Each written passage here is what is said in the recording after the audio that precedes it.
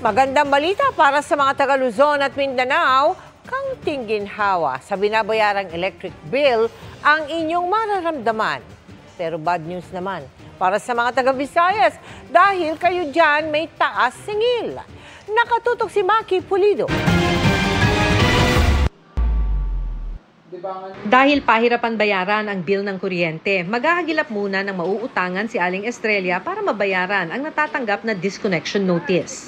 Halos iiyak ka na para hindi pa puputulin yung ilaw mo. Maaring bukas magkakaalaman kung sa buwan ng Oktubre makakahinga tayo ng bahagya sa mahal ng Meralco bill. Pero nauna nang nag-anunsyo ang National Grid Corporation of the Philippines o NGCP na bababa ang sisingilin nilang ancillary service o reserbang kuryente ngayong buwan. Bahagi ito ng transmission charge na 10% ng Meralco bill. Good news kung taga Luzon ka at Mindanao. 9 centavos per kilowatt hour kasi ang ibababa ng singil sa Luzon at 2 centavos sa Mindanao. Bad news naman sa Visayas kung saan tataas ng 29 centavos per kilowatt hour ang singil. Pass-through charges yan at hindi mapupunta sa NGCP.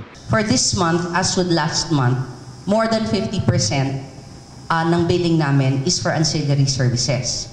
And that proportion is largely driven by market prices sa reserve market. Kalahati na ng sinisingil ngayon ng NGCP ay para sa kinontrata nitong ancillary service o reserbang kuryente. Nang sumipang bentahan sa reserve market noong Pebrero, 5.7 billion pesos ang kinailangang singilin ng NGCP sa mga electricity consumer. 1.7 billion pesos pa lang ang nasingil na noong Hunyo.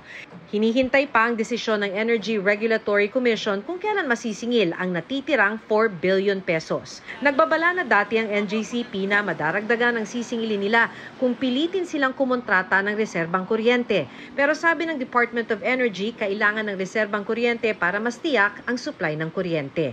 Na kung una yung reliability ng system at para maiwasan natin ang any yellow or red alerts. Para sa GMA Integrated News, Maki Pulido, nakatutok, 24 oras.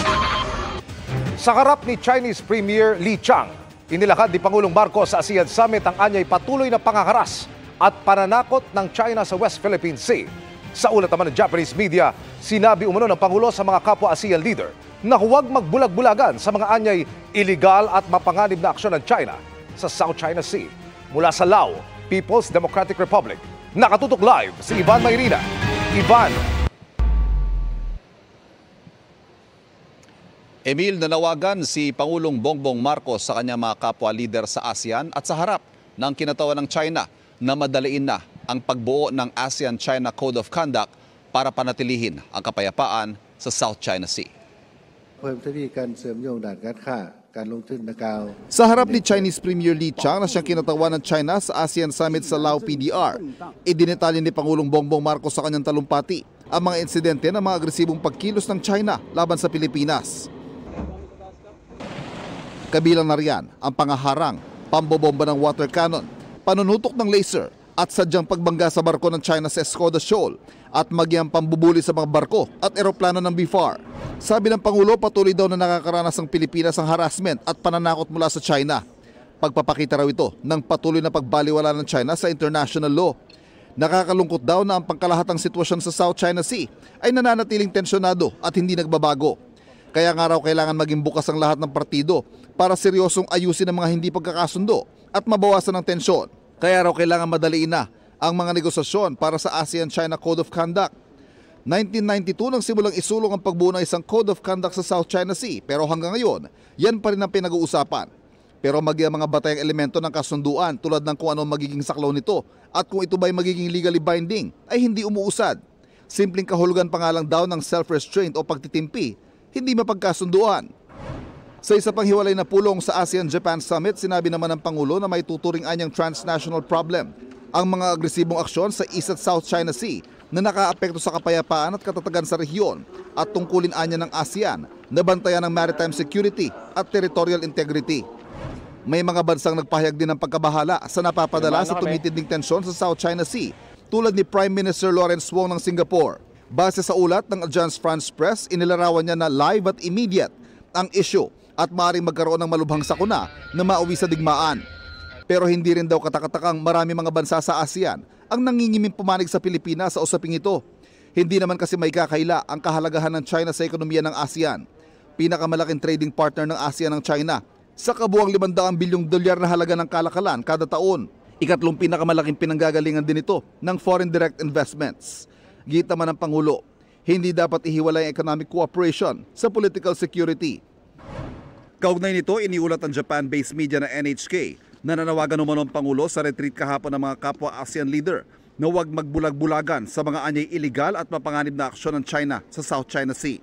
Sinabi pa umano ng Pangulo na tiliwas daw ang mga aksyong ito sa layunin ng ASEAN na magkaisang humarap sa mga banta laban sa mga miyembro at ang pananahimik sa gitna ng mga bantang ito na kapagpapahinaan niya sa ASEAN. Ang ulat ng NHK ay base raw sa nakuha nilang kopya ng speech ng Pangulo. Hindi inilabas sa Malacanang ang talumpating yan dahil karaniwang hindi isinasayang papawid ang usapan sa leaders retreat. Sinubukan naming tanungin ng Pangulo tungkol dyan. It is improper for me to disclose anything that was mentioned in closed session.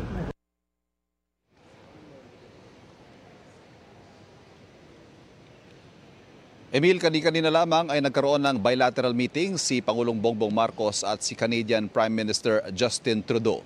Nagpasalamat ang Pangulo sa patuloy na suporta ng Canada sa posisyon ng Pilipinas, hindi lamang sa mga statement kundi maging sa anyay capacity building ng Pilipinas sa South China Sea. Ganyan din ang isa sa mga naging tema ng mensahe ng Pangulo sa ASEAN-Australia Summit sa harap ni Prime Minister Anthony Albanese. Nagpasalamat ang Pangulo sa pagsuporta ng Australia sa posisyon ng Pilipinas na dapat sundin ang UNCLOS at gayon din ang international law. Emil. Ivan, may tugon na ba ang China sa mga sinabi ng Pangulo sa harap ni Chinese Premier Li Qiang?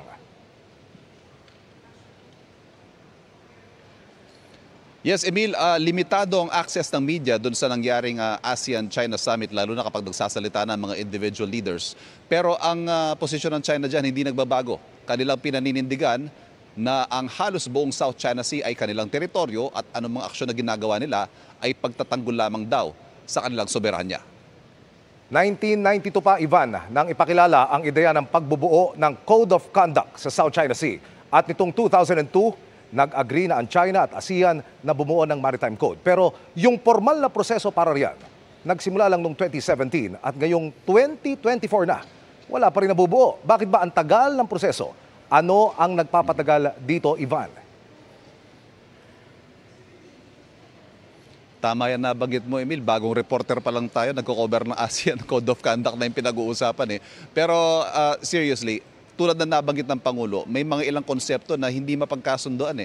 Something as basic as halimbawa, ano ba ang ibig sabihin ng self-restraint? Hindi mapagkasundoan yon ng mga bansa kung ano magiging wording doon sa Code of Conduct. At nariyan din siyempre yung kung ano ang magiging scope o saklaw nitong Code of Conduct at pinakamahalaga, ito ba ay magiging legally binding. Pero Emil, tugma naman ang nagiging aksyon ng China kaugnay nito. Ayaw nila na makipag-usap multilaterally o yung maramihan ang kanilang mga kausap na bansa. Gusto nila bilateral o paisa-isa dahil dito mas malalaro nila ang kanilang kapangyarihan at bentahe sa negosasyon. Emil. Maraming salamat, Ivan Mayrina. Iniimbestigahan ngayon ng pulisya ang umano'y mahigit 30 Chinese nationals sa Mualboal, Cebu. Nakita sila nang magsagawa ng joint inspection ang ilang ahensya ng gobyerno para sa fire safety ng isang resort sa Sitio Kalingking, Barangay sa Avedra. Pero nang kausapin ng mga otoridad ang mga individual, wala umanong marunong magsalita ng Ingles.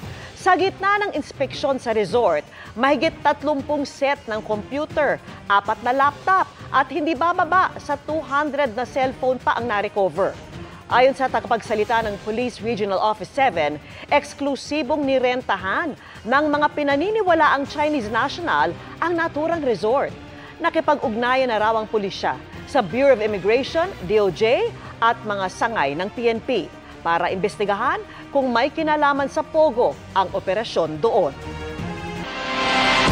Sa nalalapit na deadline para ipasara ang mga Pogo sa bansa, nagbukas ng job fair ang Labor Department para sa mga empleyadong mawawala ng trabaho. Pero ang mga sumipot, kukunti lang. Nakatutok si Mark Salazar. Dalawang espesyal na job fair ang ginawa ng Labor Department para alokin ng trabaho ang tinatayang 27,000 displaced POGO workers. Pero sa job fair na ito sa Makati, 7 dating empleyado ng Pogo lang ang sumipot. Isa sa kanila si Mary Jane De Los Reyes na dating data analyst sa isang internet gaming licensee.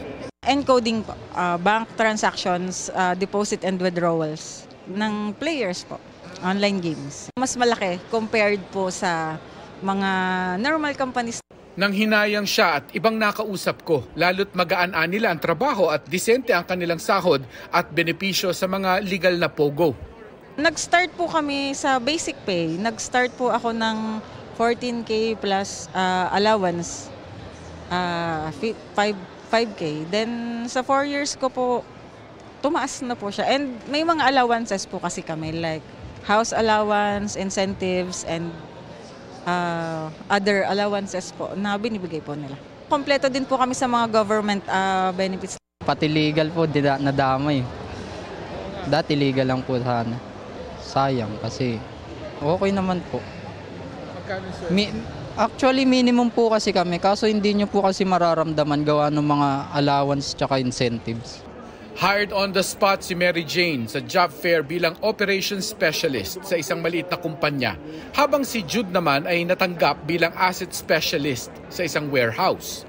Napansin ng Bureau for Local Employment ng DOLE na konti ang sumipot na displaced Pogo workers kahit nasabihan sila isa-isa. What our field officers have done is that since may contact na tayo sa mga na-profile po nila, no, na nakakommunicate po natin agad itong mga activities na ginagawa natin, katulad po ng mga job fair po na ginagawa po natin ngayon. Sa job fair ng Parañaque, may 40 dating empleyado ng Pogo ang nag-apply ng trabaho at marami sa kanila ang na-hire din on the spot. Mga kitchen staff po sila na nagtatrabaho sa Pogo establishment na ngayon po ay kitchen staff din sa mga sa private companies po, local employment po ito. Mas marami pa rin sa mga aplikante sa job fair ay yung mga nag-endo kaya humahanap ng panibagong mapapasukan. Isa naman sa kanila ang PWD na si Jeffrey. Kasi siyempre kailangan din karoon na income. Tumihil na ako sa previous job kasi gusto ko mag-try sa corporate. Professional at galing academe si Jeffrey, pero hirap siyang sumabay sa labor market. We will forward, sir, yung application nila to other recruiters po natin. So once we are qualified, we will call you po for another set of interview po. Sabi ng Bureau for Local Employment, kapag ganitong magpapasko, sumisigla ang ekonomiya, kaya dumarami rin ang job opening. We're expecting na mas gumanda pa po ang performance ng labor market given that there will be more demands, no, for workers, particularly during this Christmas season. Pero nananatiling hamon pa rin ang job mismatch o yung hindi nagtatagpo ang tamang trabaho para sa tamang aplikante. Para sa GMA Integrated News, Mark Salazar. Nakatutok 24 oras. Dalawa ang nagpakilalang presidente ng partidong inilegay ni Pastor Apollo Kibuloy sa kanyang kandidatura. Ang pahayag ng isa na hindi nila miyembro ang pastor, sinagot ng isa pa na spokesman ni Kibuloy. Ang tugon ng COMELEC sa pagtutok ni Sandra Aguinaldo. Ipinakita ng kampo ni Pastor Apollo Kibuloy ang ilang larawan na katibayan umano na lehitimo ang kanyang KONA o Certificate of Nomination and Acceptance na kinakwestiyon ngayon sa COMELEC. Ang KONA ang sinumpaang salaysay ng opisyal ng isang partido na ang isang individual ay tunay nilang kandidato. Ang KONA na isinumite ni Kibuloy, pirmado ni Attorney Mark Tolentino na political spokesman din ni Kibuloy. Sabi ni Tolentino, siya ang presidente ng Workers and Peasants Party o WPP at noon pang 2022 elections, siya na umano ang pumirma ng KONA ng mga kandidato ng partido. Based on the record ng COMELEC, I am the president of WPP. I have with me the certification from the COMELEC. Kung makita niyo po, ang presidente dyan is Mark Christopher Tolentino. And may authority din tayo to sign the KONA from the COMELEC. Pero giit ni Attorney Sunny Matula na tumatakbo ring senador, siya ang presidente ng WPP. Nagsagawa raw sila noon ng party convention kung saan pinili ang kanilang mga kandidato pero wala naman daw doon si Tolentino. Para bagang hina-hijack nila yung WPP para pabanguhin si Apollo Kibuloy. At sa aming tingin yan, it's a game of smoke and mirror. na gustong lituhin ng ating mga kababayan. Talagay ko gumagamit sila ng mga eskema ng mga magikero para pagtabunan yung mga kaso na hinaharap ni Apollo Kibuloy. Ipinakita rin ni Matula ang sworn list of authorized signatories sa CONA na sinumite nila sa COMELEC noong September 25. Wala sa listahan si Attorney Tolentino. Ayon sa COMELEC, nagsumite rin ang grupo ni Tolentino sa COMELEC na listahan ng authorized signatories. Sabi ng komisyon, posibleng may mga paksyon sa partido. So dalawa ang authorized signatory natin. And therefore, re-resolve pa rin ng COMELEC. Kung kailangan pagpasyahan ng COMELEC, isa lang sa mga paksyon ang kikilalanin at ang mga kandidato ng kabilang paksyon ay magiging independent candidates. Sabi ng Supreme Court, the COMELEC is empowered to resolve intra-party dispute. And our basis will always be the bylaws, the constitution and bylaws of the political party. Tingin naman ng Justice Department, may kinalaman ang kanyang mga kaso kaya tumatakbo si Kibuloy. Itong pag-file niya ng Certificate of Candidacy for Senate is a dare to the government to do something fast. Kasi if the time comes at sakaling mahalal siya bilang isang senador, then he will have some sort of protection already. But what we want is for him to face the charges first. Not to make a mockery of the election system, not to make a mockery of democracy. Para sa GMA Integrated News, Sandra Aguinaldo, nakatutok, 24 oras. May pahayag na si Julian San Jose ang Sparkle pati ang pamunuan ng simbahan kung saan ginanap ang controversial na fundraiser. May report si Darlene Cai. Humingi ng paumanhin ang parish priest ng Nuestra Señora del Pilar Shrine and Parish sa Mamburao Occidental, Mindoro. Kasunod yan ang nag-viral na performance ni Julian San Jose sa Heavenly Harmony Concert ng simbahan noong Linggo, October 6. Sa isang pahayag, sinabi ng kura paroko ng simbahan na si Father Carlito Meim Dimaano na inaako niya ang lahat ng pagkakamali sa secular concert. Inaamin daw niyang may mga maling desisyon ng pamunuan ng simbahan. Humingi rin siya ng tawad kina Julian at Jessica Villarubin na inanyayahan nilang mag-perform sa concert. Humingi rin ng sorry ang Apostolic Vicariate of San Jose sa mga na-offend sa insidente. Nakausap na rin daw ni Bishop Pablito Tagura si Father Dimaano tungkol dito. Sa kanyang social media accounts, naglabas na rin ang pahayag si Julian.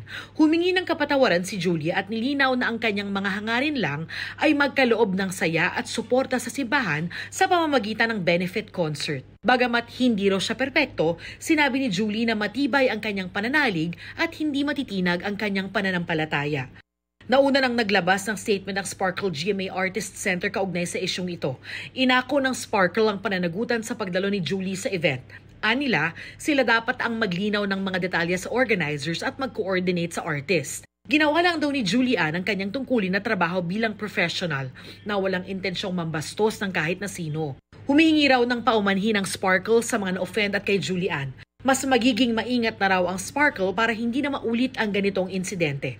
Para sa GMA Integrated News, Darlene Cai, nakatutok, 24 oras. At yan ang mga balita ngayong Huwebes.